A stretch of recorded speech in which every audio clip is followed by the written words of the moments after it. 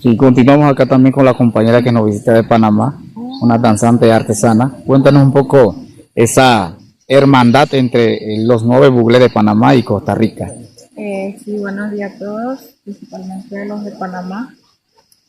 Pues para mí es un placer estar aquí por segunda vez compartiendo con los hermanos de Costa Rica y pues a la vez promocionando nuestras artesanías. Hay diferentes grupos de artesanía de mujeres que llegaron esta vez. Está lo que es Azmul, Meriuli, y otras que están promocionando diferentes artesanías.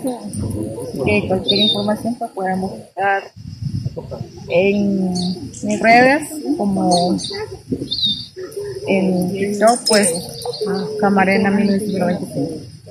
Okay. ¿Qué tipo de productos están ofreciendo acá? Estamos ofreciendo lo que son vestidos para Barbies. Se puede utilizar en botellas como adornos. También tenemos lo que es estas para recordatorios, las ceperitas para usarlo en llaveros, en los carros. También pues lo que son las chacras de pita, de saco, las diferentes naguas. También lo que son tejidos. Este es del grupo